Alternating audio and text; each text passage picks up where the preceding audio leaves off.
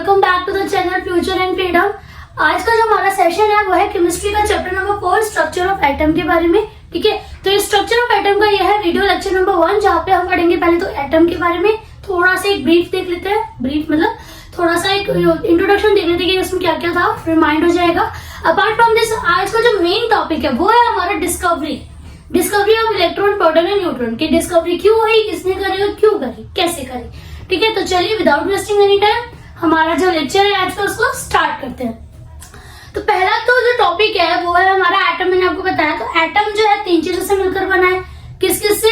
Proton, neutron and electron से मिलकर बना है। ओके, जब हमने एटम के बारे में पढ़ा तो हमें पता चला था कि एटम के अंदर जो प्रोटॉन और न्यूट्रॉन है वो तो सेंटर में है। फॉर एग्जाम्पल ये प्रोटॉन और न्यूट्रॉन सेंटर में है और जो इलेक्ट्रॉन्स है वो ऐसे ऑर्बिट्स में यानी कि एनर्जी शेल्स में मूव कर रहे हैं। तो जो इलेक्ट्रॉन है वो तो इन शेल्स में है और प्रोटॉन और न्यूट्रॉन आपके सेंटर में है। ठीक है, इतना रिमाइंड हो गया। उसके अलावा क्या था, जो इलेक्ट्रॉन है आपका वो कंटिन्यूअसली मूव कर रहे हैं शेल के अंदर और जो नंबर ऑफ प्रोटॉन है वो इक्वल है नंबर ऑफ इलेक्ट्रॉन के। ये हमने एटम के बारे में थोड़ा सा पढ़ा था एटम एंड मॉलिक्यूल्स में कि ये चीजें होती है। ठीक है, तो अब चलिए अब आगे बढ़ते हैं इसमें किस पे, आगे के टॉपिक पे। देखिए, जब एटम के बारे में पढ़ा साइंटिस्ट्स को पहले लगता था कि एटम जो है इनडिविजिबल है, उसको हम तोड़ नहीं सकते, it is the smallest. Atom and molecules are the smallest units of building blocks. कोई भी मैटर है, कोई भी चीज, उसकी जो स्मॉलेस्ट यूनिट है वो एटम है। तो साइंटिस्ट को भी लगता था कि ये स्मॉलेस्ट ही है, इससे ज्यादा कुछ नहीं है, इसके अपार्ट कुछ नहीं है, मतलब एटम को और ज्यादा डिवाइड नहीं किया जा सकता। बट जब आपने देखा होगा कि आप कॉम को कंघे को ऐसे बाल पे काटते हैं और उसको फिर एक पेपर, जो छोटे छोटे पीसेस ऑफ पेपर रखे होंगे उनके पास लेके जाओगे तो क्या होगा, अट्रैक्ट करेंगे। ठीक है, चलो ये भी छोड़ो, एक और एग्जांपल, बलून है। बलून को ऐसे सर में ऐसे ऐसे रब करके उसको दीवार पे लगा दो तो बलून क्या होता है, चिपक जाता है। तो ये सब क्या हो रहा है, क्यों हो रहा है? क्योंकि इसमें क्या है, चार्जेस डेवलप हो रहे हैं, स्टैटिक चार्जेस इसमें डेवलप हो रहे हैं। तो साइंटिस्ट ने देखा कि एटम तो न्यूट्रल है, हम पढ़ चुके एटम इज अ न्यूट्रल। ना तो एटम जो है ना तो पॉजिटिवली चार्ज है ना ही नेगेटिवली चार्ज है। तो एटम न्यूट्रल है, एटम पे तो कोई चार्ज नहीं है। तो ये जो चिपक रहा है या फिर जो अट्रैक्ट कर रहा है ये क्यों हो रहा है, इसके पीछे रीजन क्या है? इसका मतलब यहाँ से साइंटिस्ट को एक क्लू मिला कि इसका मतलब इसमें ये फर्दर डिवाइड हो सकता है, इसके अंदर कुछ चार्जेस अवेलेबल है। ठीक है, तो पहले हम पढ़ते हैं डिस्कवरी ऑफ इलेक्ट्रॉन के बारे में कि जो इलेक्ट्रॉन है उसकी डिस्कवरी कैसे हुई।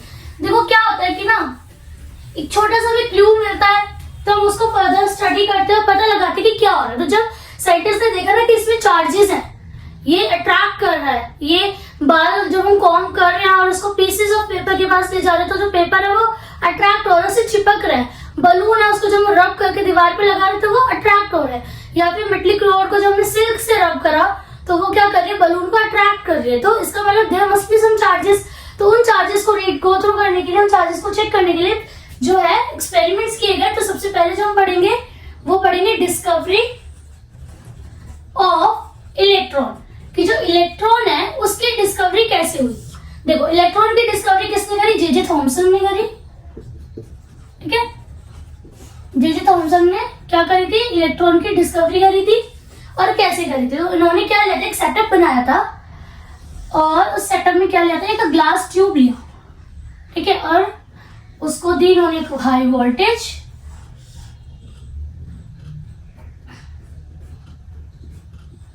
ठीक है, पॉजिटिव नेगेटिव, और यहाँ पे हमने लगाए 2 मेटेलिक रॉड्स, एक यहाँ पे एक यहाँ पे।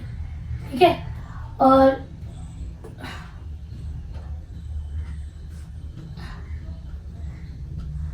ठीक है, यहाँ पे लगाया वैक्यूम। तो देखो ये था वैक्यूम ट्यूब, यहाँ पे हमने लगाई कैथोड और यहाँ पे लगाया हमने एनोड। यहाँ पे दी हमने हाई वोल्टेज।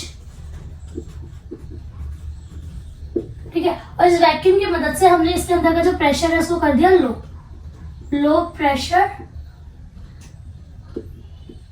Glass tube. ठीक है, इसको समझिए पहले थोड़ा सा कि हमने क्या किया, वैक्यूम की मदद से इसके अंदर ग्लास ट्यूब के अंदर का जो प्रेशर था उसको लो कर दिया, बिल्कुल कम कर दिया। और हमने यहाँ पे कैथोड लगाई और यहाँ पे एक एनोड, मतलब ये मेटेलिक रोड्स होती है और हमने इनको नाम दे दिया, ये कैथोड है और इसको एनोड नाम दिया हुआ है।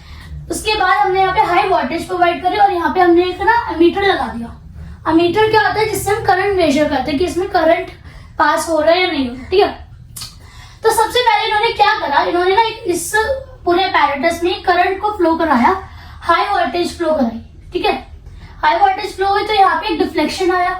डिफ्लेक्शन आया इसका मतलब, अब देखो आपने बचपन में भी पढ़ा हुआ है, 6, 7, 8 में पढ़ा है ना सर्किट में, कि जो भी क्लोज सर्किट होगा वही करंट को फ्लो कराएगा और जो ओपन सर्किट होगा वो करंट को फ्लो नहीं कराएगा। तो जब इसने हाई वोल्टेज पास करी तो यहाँ पे डिफ्लेक्शन आया, इसका मतलब कुछ है जो यहाँ पे एक पार्ट से दूसरे पार्ट पर फ्लो कर रहा है। इससे क्या प्रूव हुआ, जब इसमें डिफ्लेक्शन आया कि जो करंट है वो यहाँ से यहाँ पे पास ऑन हो रहा है। तो मतलब कि कुछ तो है जो यहाँ से यहाँ और यहाँ से यहाँ जा रहा है, ठीक है। तो लेफ्ट टू राइट और राइट टू लेफ्ट जा रहा है। अब हमें पता लगा रहा था कि वो किस डायरेक्शन में जा रहा है और क्या जा रहा है। तो पता लगाने के लिए क्या करा गया कि सबसे पहले ना यहाँ पर थोड़ा सा स्पेस बनाया गया रोड के बीच में, ठीक है। स्पेस बनाने के बाद इसको यहाँ पे कोटिंग कर दी गई जिंक सल्फाइड की, जिंक सल्फाइड की कोटिंग कर दी गई। अब क्या करा गया, अब दोबारा से करंट पास कराया गया। तो देखना था कि अगर वो एनोड से इधर की तरफ आ रहा है, अगर वो राइट से लेफ्ट की तरफ आ रहा है तो क्या होना चाहिए था, रेज इसमें से पास होती, रे था या मेटल था, जो भी मटेरियल था, पार्टिकल फॉर्म में या रेज फॉर्म में जो भी है, वो क्या होना चाहिए था, इसमें से पास होके यहाँ पर आता और जैसे ही वो जिंक सल्फाइड से टकराता तो ये ग्लो करना चाहिए था। बट क्या हुआ, ऐसा कुछ भी नहीं हुआ, ठीक है, ये ग्लो ही नहीं करा। तो इसका मतलब यहाँ से यहाँ पे तो कुछ भी पास नहीं हो रहा है, यानी कि एनोड से कैथोड की तरफ कुछ नहीं जा रहा था। तो चलो एक चीज तो क्लियर हो गई कि एनोड से कैथोड की तरफ नहीं जा रहा, तो उसका मतलब ऑब्वियस सी बात है कैथोड से एनोड की तरफ जा रहा होगा। चलिए देखते हैं कैथोड से एनोड की तरफ जा रहा था नहीं। सेकंड में उन्होंने क्या किया, कैथोड रे को एज इट इज रखा और एनोड में क्या करा, स्पेस बना के अगेन यहाँ पे जिंक सल्फाइड की कोटिंग कर दी, जिंक सल्फाइड की कोटिंग कर दी। अब उन्होंने देखा कि जो यहाँ से रेज जा रही हैं तो वो यहाँ पे क्या कर रही है, यहाँ पे ग्लो कर रहा है, ठीक है। उन्होंने क्या देखा कि जब उन्होंने यहाँ पे स्पेस बनाया एनोड में तो जो कैथोड से जा रहा था रेज, वो क्या कर रहा है, यहाँ पे ग्लो कर रहा है। तो इन रेज को नाम दिया गया कैथोड रेज, कैथोड रे, ठीक है। इन रेज को नाम दिया गया कैथोड रे। ओके, अभी तक हमें नहीं पता कि ये क्या है, पॉजिटिव है, नेगेटिव है, या क्या है, पार्टिकल है या सिंगल मतलब पार्टिकल है या फिर रेज की फॉर्म में, कंटिन्यूअस वेव की फॉर्म में, क्या है। बट हमें इतना पता चला कि अच्छा इसके अंदर कुछ ऐसा है जो कैथोड से एनोड की तरफ जा रहा है, ठीक है। उसके बाद हमने क्या किया, यहाँ पे इलेक्ट्रिक फील्ड को लाया,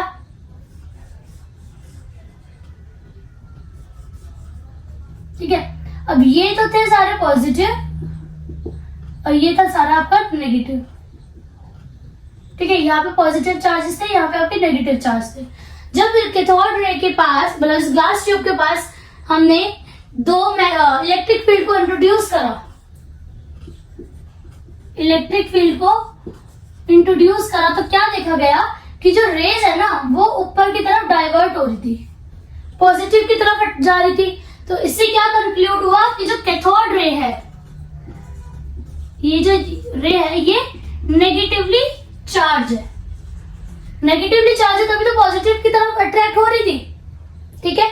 तो यहां से इनको आगे जाके बोला गया इलेक्ट्रॉन्स, ठीक है। इस तरह से क्या हुई, हमारी इलेक्ट्रॉन की डिस्कवरी हुई। तो मैं इसको एक बार दोबारा से ब्रीफ में बता देती हूँ। हमने ग्लास ट्यूब लिया, इसके अंदर हमने कैथोड और एनोड को इंट्रोड्यूस किया और हाई वोल्टेज लगाई।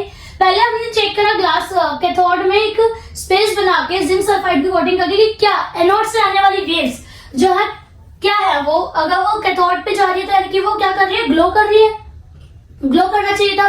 बट एनोड से आने वाली कोई भी वेव क्या है, जिंक सल्फाइड पे टकरा के ग्लो नहीं कर रही थी। तो इसका मतलब कि एनोड की तरफ से तो कुछ नहीं आ रहा, कैथोड की तरफ से कुछ जा रहा है। तो जब हमने एनोड पे स्पेस करा तो हमने देखा कि जिंक सल्फाइड जो है वो ग्लो करना स्टार्ट हो गया। इसका मतलब कैथोड से जो जा रहा है हम उसको नाम देते हैं कैथोड रे, क्योंकि वो क्या हो रहा है, कैथोड से निकल रहा है, मेटेलिक रोड जो है हमारी कैथोड रोड से निकल रहा है, तो उसका नाम पड़ गया हमारा कैथोड रे। उसके बाद हमें ये चेक करना था कि पॉजिटिव चार्ज है, नेगेटिव चार्ज है, क्या है। तो हमने इलेक्ट्रिक फील्ड इंट्रोड्यूस की, ऊपर पॉजिटिव चार्ज नीचे नेगेटिव चार्ज। और जब दोबारा हाई वोल्टेज दी तो सारी जो रेज है वो ऊपर की तरफ डाइवर्ट हो गई। अब देखो रेज तो इनविजिबल है, हमें तो दिख नहीं सकती, तो हमें कैसे पता चला कि ऊपर की तरफ डाइवर्ट हो गई है? क्योंकि जब आप रेज दोगे और ऊपर की तरफ डाइवर्ट होगी तो यहाँ से तो कुछ नहीं जाएगा, और जब कुछ जाएगा नहीं तो जिंक सल्फाइड क्या है, वो ग्लो भी नहीं करेगा। तो जब वो ग्लो नहीं कर रहा तो हमें पता चला कि सारी रेज जो है वो ऊपर की तरफ डाइवर्ट हो गई है, पॉजिटिव चार्ज की तरफ डाइवर्ट हो गई है।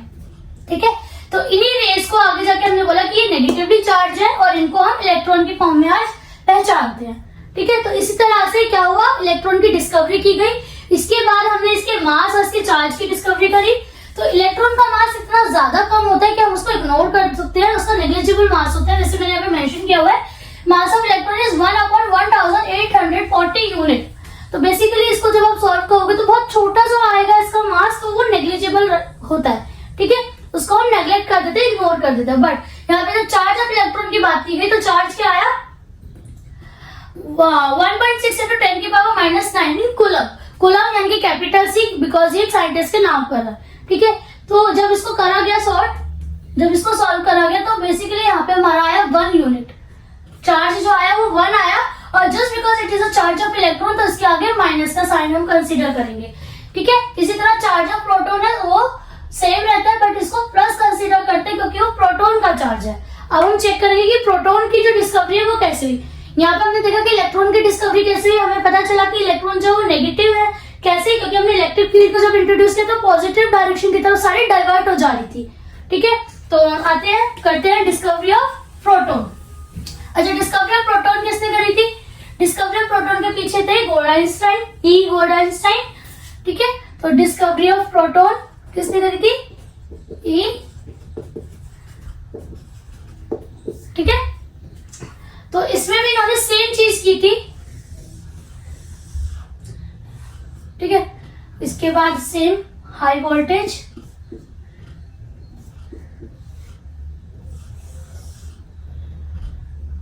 वैक्यूम।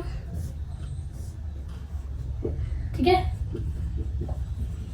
वैक्यूम, ये हो गई हमारी ग्लास ट्यूब, ये हो गया हमारा हाई वोल्टेज। यहाँ पे सेम हमने किया क्या, कैथोड को इंट्रोड्यूस किया, और यहाँ पे हमने एनोड को इंट्रोड्यूस किया। अच्छा, डिस्कवरी ऑफ इलेक्ट्रॉन में मैं आपको एक चीज बताना भूल गई, मुझे अभी याद आया तो मैं बता देती हूँ।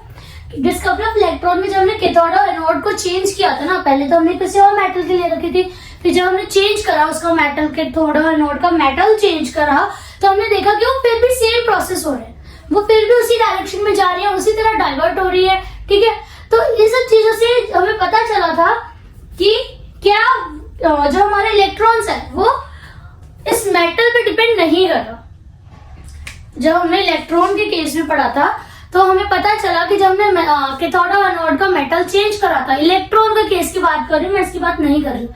इलेक्ट्रॉन के केस में जब हमने कैथोड और एनोड का मेटल चेंज करा तो हमने देखा कि वो सेम प्रोसेस कर रही है। इसका मतलब उनके ऊपर मेटल का जो इम्पैक्ट है वो नहीं है, वो मतलब हर मेटल के लिए सेम ही है। फिर हमने क्या किया, उसकी गैस को चेंज किया। इसके अंदर गैस थी जो हमने वैक्यूम ट्यूब की मदद से लो प्रेशर करा था। जब हमने गैस को चेंज किया तब भी हमने देखा कि वो सेम ही प्रोसेस कर रही है। तो इसका मतलब क्या था कि ये जो है, ये एटम का जो है जनरल पार्ट है, सभी एटम्स के अंदर प्रेजेंट होगा। अब देखो, एटम तो हर मेटल का अलग अलग होता है, हाइड्रोजन का अलग हो गया, गोल्ड का अलग होगा, कॉपर का अलग होगा, हर मेटल का एटम जो अलग है। बट ये जो प्रोसेस थी मेटल या गैस ही किसी चीज पे डिपेंड नहीं थी। इलेक्ट्रॉन के अंदर जो हमने ऑब्जर्व किया, जो रेज थी वो जो डाइवर्ट हो रही है या फिर जो जिंक सल्फाइड पे ग्लो प्रोड्यूस कर रही है, वो सभी एटम के लिए सेम है। यानी कि जो इलेक्ट्रॉन हमारे यहाँ से निकल कर आया वो general part of all the atoms. ठीक है, तो इसके बाद अब चलिए प्रोटॉन का पढ़ते हैं। देखिए, प्रोटॉन के अंदर जो चेंजेस है वो ये कि वो हमने यहाँ पे जो है हाइड्रोजन गैस ली है। ठीक है, अब हाइड्रोजन गैस लिया, इसका मतलब क्या हुआ? सबसे पहली चीज कि जो प्रोटॉन की डिस्कवरी थी उसमें जो है गैस का रोल था, गैस का रोल है। ठीक है, अगर आप गैस चेंज करते तो जो है आपका प्रोसेस भी चेंज हो जाएगा। अच्छा, अब हाइड्रोजन गैस क्यों लिए? क्योंकि हाइड्रोजन, हमने पढ़ा था कि किसी भी एटम के अंदर क्या होता है, न्यूक्लियस, न्यूक्लियस के अंदर न्यूट्रॉन और प्रोटॉन होते हैं और बाहर जो है इलेक्ट्रॉन रिवॉल्व कर रहे होते हैं। बट हाइड्रोजन गैस जो है एक्सेप्शनल है। हाइड्रोजन के अंदर क्या होता है, ओनली प्रोटॉन होते हैं और इलेक्ट्रॉन होते हैं, न्यूट्रॉन नहीं होता। ठीक ठीक है। तो हाइड्रोजन गैस ली, और जब हमने हाइड्रोजन गैस पे हाई वोल्टेज दी, तो जो इसके इलेक्ट्रॉन्स थे वो क्या हो गए, उनका मास इतना कम है इलेक्ट्रॉन्स का, तो जो हाइड्रोजन गैस से जो हमने हाई वोल्टेज दी, तो जो वो इलेक्ट्रॉन है वो सब हट गए। ठीक है, तो यहाँ पे बस क्या रह गया, प्रोटॉन्स, यानी कि पॉजिटिव चार्ज रह गए। ठीक, तो इसमें भी हमने ना सेम प्रोसेस करी। अब देखो इसके अंदर सिर्फ पॉजिटिव है, इसके अंदर कोई नेगेटिव चार्ज नहीं है। तो क्या किया हमने, दोबारा से सेम प्रोसेस करा, वोल्टेज दिया और देखा कि दोबारा से वही चीज हो रही है, करंट फ्लो कर रहा है, एमीटर में डिफ्लेक्शन शो कर रहा है। ठीक है, ओके। जब हाई वोल्टेज देने पे जब दोबारा से ये सब चीजें हुई हैं, तो इसमें जो चेंज किया गया वो ये किया गया कि जब हमने पहले चेक करा कैथोड रोड लगा के, तो प्रोसेस सेम था। जो जिंक सल्फाइड है वो ग्लो कर रहा था, जो हमने यहाँ पे कोटिंग कर रखी है जिंक सल्फाइड की, वो ग्लो कर रही थी। इस बार जिंक सल्फाइड की कोटिंग ना याद रखेगा कि एनोड पे नहीं ग्लो करेगी, यहाँ पर ग्लो नहीं करेगी, वो यहाँ ग्लो कर रही थी। ठीक है, फिर हमने जो मेटेलिक रोड है उसको हटा करके ना हमने लगाई एक शील्ड। इसमें क्या थे, छेद, इस शील्ड में छेद थे। तो जब यहाँ से रेस जा रही थी तो क्या कर रही थी, छेदों से बाहर आ रही थी। तो हमने देखा क्या हो रहा है, वो ग्लो कर रहा है। ठीक है, ग्लो कर रहा है, इसका मतलब क्या है, एनोड से कुछ रेस पास हो रही हैं जो कि जिंक सल्फाइड पे टकराने के बाद ग्लो कर रही हैं। चलो ये तो समझ आ गई कि कुछ रेस है। फिर क्या करा, दोबारा से हमने इस पे क्या लगाई, इलेक्ट्रिक फील्ड लगाई।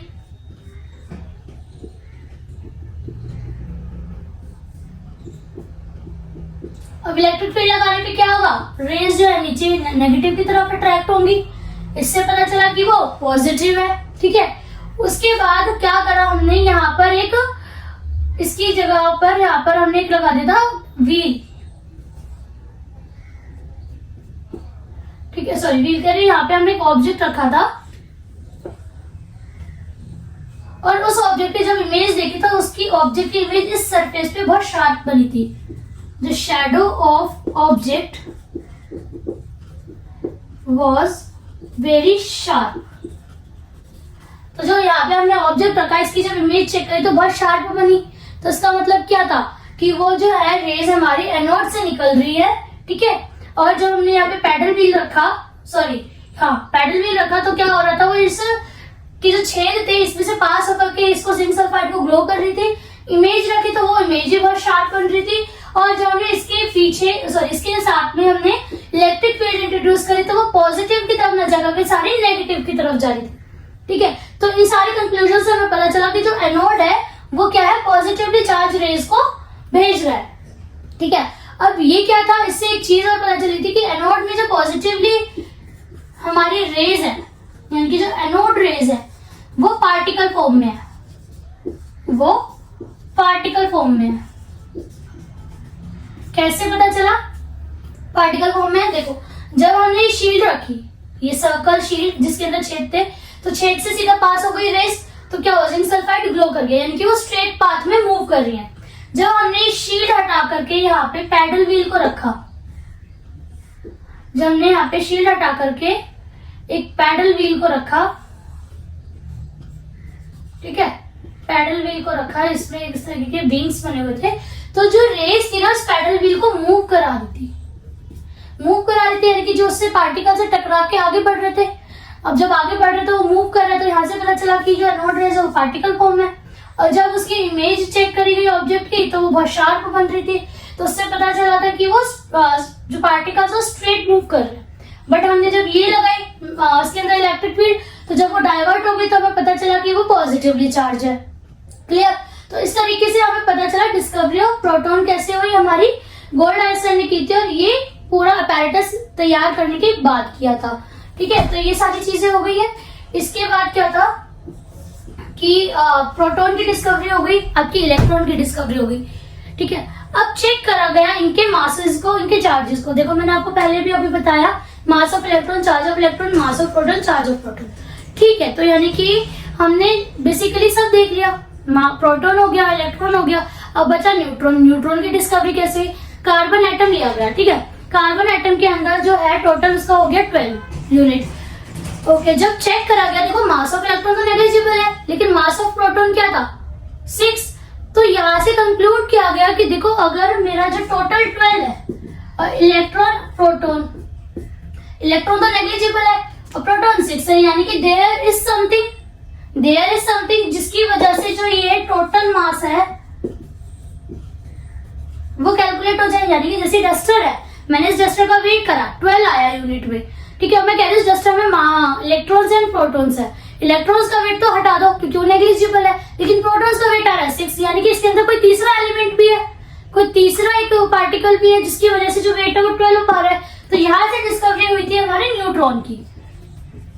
अब न्यूट्रॉन ना तो पॉजिटिव होता ना नेगेटिव होता, तो न्यूट्रॉन का चार्ज नहीं होता, charge of neutron is nothing, कोई चार्ज नहीं होता। और मास ऑफ न्यूट्रॉन क्या हो जाता है, mass of neutron is equal to the mass of proton. Mass of neutron क्या हो जाता है, मास ऑफ प्रोटॉन के इक्वल। तो जब हमने चेक किया गया, तो जब ये 6 + 6 12 हुआ, तो यहाँ से पता चला कि एक एटम के अंदर 3 एलिमेंट्स होता है, electron, neutron and proton. Clear है? तो आज के इस सेशन में इतना ही था। चलिए क्विक रिवीजन कर लेते, क्विक रिव्यू ले लेते, बिकॉज आई नो थोड़ा सा ना होच पोच थोड़ा मैसी हो जाता है, तो माइंड में स्टोर करने में थोड़ा सा प्रॉब्लम आती है। तो मैं इसको दोबारा से क्विक रिवीजन के फॉर्म में आपको बता देती हूँ। देखिए यहाँ पे हम कर लेते हैं इलेक्ट्रॉन के बारे में, यहाँ पे कर देती हूँ मैं प्रोटॉन के बारे में। इलेक्ट्रॉन का जो डिस्कवरी थी वो की थी जे थॉमसन ने, ठीक है। प्रोटॉन की डिस्कवरी की थी ई गोल्ड आइंस्टाइन ने, ठीक है। इन्होंने क्या किया था, इस ग्लास ट्यूब पे हाई वोल्टेज दी थी, ठीक है। यहाँ पे कैथोड थी और यहाँ पे एनोड थी, और यहाँ पे इन्होंने दिया था वैक्यूम ट्यूब, ठीक है। यहाँ पे इन्होंने दिए थे हमें वैक्यूम। इसके अंदर वैक्यूम ट्यूब की मदद से लो गैस प्रेशर किया गया, जिसका प्रेशर है गैस का वो लो किया गया था। और फिर इन्होंने क्या देखा था कि जब इन्होंने करंट फ्लो कराया था अमीटर में एक डिफ्लेक्शन आया। डिफ्लेक्शन का मतलब इसमें से करंट जो है एक साइड से दूसरी साइड जा रहा है। तो जब हमने एनोड पे कैथोड पे हमने बीच में स्पेस बनाया और यहाँ पे जिंक सल्फाइड की कोटिंग करी, तो देखा कि कुछ भी ग्लो नहीं कर रहा। बट जब हमने इसको एनोड को पूरा करने के बाद कैथोड में स्पेस बनाया और यहाँ पे जिंक सल्फाइड की कोटिंग करी, तो देखा कि जो जिंक सल्फाइड है वो ग्लो कर रहा है। तो इसका मतलब क्या था कि जो रेज है वो कैथोड से एनोड की तरफ जा रही है। तो इसीलिए हमने, क्योंकि वो कैथोड से निकल रही थी, तो उनका नाम रख दिया था कैथोड रेज। फिर हमें देख रहे थे जो कैथोड रेज है पॉजिटिव चार्ज है नेगेटिव चार्ज है क्या है। तो हमने क्या किया, यहाँ पे एक फील्ड इंट्रोड्यूस करी, ये पॉजिटिव था और यहाँ पे जो इंट्रोड्यूस करी वो था नेगेटिव। ये हमने इलेक्ट्रिक फील्ड इंट्रोड्यूस करी पॉजिटिव और नेगेटिव चार्जेस की। जो यहाँ से निकल रही थी वो ऊपर की तरफ डाइवर्ट हो रही थी, ऊपर की तरफ डाइवर्ट हो रही है, यानी कि वो पॉजिटिव चार्ज की तरफ डाइवर्ट होने वाली चीज क्या हो गई, नेगेटिव चार्ज हो गया। तो इसी नेगेटिव चार्ज को जाके हमने इलेक्ट्रॉन बोला, ठीक है। अगर पॉजिटिव की तरफ डाइवर्ट होती तो हम कहते हो पॉजिटिव चार्ज है, क्यों नेगेटिव की तरफ डाइवर्ट हो रही है। ऑब्वियसली हमने पढ़ा है ना कि पॉजिटिव नेगेटिव की तरफ जाता है, नेगेटिव पॉजिटिव की तरफ जाता है। अब ये रेज नेगेटिव थी इसलिए ऊपर पॉजिटिव की तरफ टर्न हो गई, ठीक है। इसके बाद इन्होंने चेक किया कि अगर हम ये कैथोड और एनोड रेज को चेंज कर दे, कैथोड और एनोड रोड को चेंज कर दे, इनका मेटल चेंज कर दे, तब भी क्या ऐसी ही रहेगी, तब भी क्या रेज जो है वो इसी डायरेक्शन में मूव करेगी। चेंज करने के बाद देखा गया कि यस रेज तब भी इसी डायरेक्शन में मूव कर रही है। इसके अंदर का जो गैस है उसको चेंज कर दिया गया, तब देखा गया तब भी सेम प्रोसेस हो रहा था। तो यहाँ से कंक्लूजन निकला कि जो इलेक्ट्रॉन है इट इज जनरल, यानी कि हर एटम के लिए जनरल है, यानी कि जो इलेक्ट्रॉन्स इसमें मूव कर रहे हैं, जो हमने इलेक्ट्रॉन की डिस्कवरी करी है सभी एटम्स के लिए, किसी पर्टिकुलर एटम या किसी पर्टिकुलर गैस के लिए नहीं है, सभी के लिए इन जनरल है, ठीक है। तो यहाँ पे हुई आपकी इलेक्ट्रॉन की डिस्कवरी। प्रोटॉन की डिस्कवरी में भी सेम था, glass tube, high voltage, cathode, anode, C और ए से मेजर कर देती हूँ, वैक्यूम ट्यूब, इसमें हमने ली थी हाइड्रोजन गैस। हाइड्रोजन गैस क्यों लिया था, क्योंकि जब हाई वोल्टेज देते हैं तो हाइड्रोजन के अंदर ये एक कहते क्वालिटी है कि हाइड्रोजन के अंदर न्यूट्रॉन नहीं होता, हाइड्रोजन के अंदर न्यूट्रॉन नहीं होता, इसके अंदर सिर्फ प्रोटॉन और इलेक्ट्रॉन्स होते हैं। तो जैसे ही हमने हाइड्रोजन गैस पे हाई वोल्टेज अप्लाई किया तो सारे इलेक्ट्रॉन्स का जो मास है वो नेग्लिजिबल हो गया, सारे इलेक्ट्रॉन्स हट गए, सिर्फ क्या रह गए, प्रोटॉन्स रह गए। अब प्रोटॉन रह गए तो हमें चेक करना था कि वो कौन सी डायरेक्शन में जा रहे हैं। जब हमने कैथोड से एनोड की तरफ भेजा, स्पेस बनाया, जिंक सल्फाइड की करी तो वो ग्लो नहीं करा, बट जब हमने एनोड को सही करा, कैथोड पे बनाया और यहाँ पे जिंक सल्फाइड की कोटिंग करी तो वो ग्लो कर गया। तो इसका मतलब वो क्या थी, एनोड से कैथोड की तरफ जा रहे हैं, इसलिए उनका नाम एनोड रेज रख दिया गया। अब ये चेक करना था कि क्या ये रेज स्ट्रेट जाती है या टर्न हो जाती है। तो इन्होंने क्या करा, सेम फील्ड अप्लाई करी, पॉजिटिव नेगेटिव। अब ये क्या थी, ये इधर से आ रही थी, ठीक है, तो ये क्या हुई, नेगेटिव की तरफ अट्रैक्ट हो गई। तो इससे क्या कंक्लूड हुआ कि ये जो है ये पॉजिटिव है, ठीक है, पॉजिटिव रेज है, पॉजिटिव रेज है। बट इसके बाद इनको चैन नहीं पड़ा, और देखना चाहा और इसके बारे में स्टडी करना चाहा, तो उन्होंने इस रोड को हटा करके क्या करा, एक रोटेट करके शील लगा दी और इसमें गोल्ड सी शील लगाने के बाद इसमें कर दिए छेद, मतलब कि शील लगाई जिसमें ऑलरेडी छेद थे। तो क्या हुआ, ये जो जब हमने यहाँ से फील्ड हटाई, जब हमने यहाँ पे इलेक्ट्रिक फील्ड लगा रखी थी, फील्ड हटाने के बाद क्या देखा गया कि ये जो है ये छेद से बाहर आ रही है और ये ग्लो कर रही है, ठीक है। तो इससे पता चला कि क्या है, ये स्ट्रेट लाइन में मूव करती है। फिर जब हमने इसको हटाने के बाद, शील्ड हटाने के बाद यहाँ पे एक पैडल व्हील लगाया, तो देखा कि जो पैडल व्हील है इस रेस की मदद से ये रोटेट कर रहा है, यानी गोल गोल घूम रहा है। तो इससे क्या हुआ कि ये क्या है, ये पार्टिकल फॉर्म में है। क्यों, क्योंकि पार्टिकल फॉर्म में तभी तो उसको गोल गोल घुमा पा रही है, ठीक है। फिर थर्ड चीज जो चेक करी गई वो ये कि जब हम यहाँ पे एक ऑब्जेक्ट रख रहे हैं तो इसकी जो इमेज है यहाँ पे क्या बन रही है, इसकी शेडो बन रही है, शेडो बन रही है, यानी कि क्या है, ये कंटिन्यूअसली मूविंग है। उस पे ऑब्जेक्ट पे जब वो हिट करे तो उसकी शेडो जो है यहाँ पे जिंक सल्फाइड पे लास्ट जो ग्लास ट्यूब है उसके लास्ट में दे रही है। तो यहाँ से पता चला कि जो पॉजिटिव रेज है ये एनोड है, ये पार्टिकल फॉर्म में है, ठीक है, और इनका नाम आगे जाके क्या हो गया, प्रोटॉन्स। तो इलेक्ट्रॉन आपकी नेगेटिव चार्ज है, प्रोटॉन आपके पॉजिटिव चार्ज है। इलेक्ट्रॉन क्या है, कैथोड से एनोड की तरफ जा रहे हैं और ये आपके एनोड से कैथोड की तरफ जा रहे हैं। इस तरह जो है इलेक्ट्रॉन और प्रोटॉन की डिस्कवरी की गई। उसके बाद आ गए आपके न्यूट्रॉन पे। न्यूट्रॉन में मैंने बताया फॉर एग्जाम्पल कार्बन है, कार्बन का हमने 12 यूनिट मास लिया। जब चेक किया गया मास, तो इलेक्ट्रॉन का तो मास नेग्लिजिबल है, प्रोटॉन का मास 6 है, यानी कि अब ये दोनों मिलाकर तो 12 के कंपैरेटिव हो नहीं पा रहा है। तो फिर इससे पता चला कि यहाँ पे थर्ड यूनिट भी है, कोई थर्ड पार्टिकल भी है। तो वहां से हमारी डिस्कवरी हुई न्यूट्रॉन की। न्यूट्रॉन का मास और प्रोटॉन का मास जो है वो इक्वल होता है, क्लियर। और just because atom is electrically neutral, ना पूरा एटम जो है ना पॉजिटिव है ना नेगेटिव है, तो इलेक्ट्रॉन नेगेटिव है, प्रोटॉन पॉजिटिव है, तो न्यूट्रॉन के ऊपर कोई भी चार्ज नहीं होता, ठीक है। तो ये था हमारा आज का topic, discovery of electron, proton और न्यूट्रॉन कैसे हुई, ठीक है। अगले टॉपिक में हम इसके आगे का पढ़ेंगे। टिल देन आप लोग अच्छे से पढ़िए, नोट्स बनाइए, वीडियो को लाइक करिए, चैनल को सब्सक्राइब करिए और शेयर करिए। तो बेल आइकन जरूर दबाइएगा सो दैट आगे की वीडियोस आप तक जल्दी जल्दी आती रहे। Bye bye.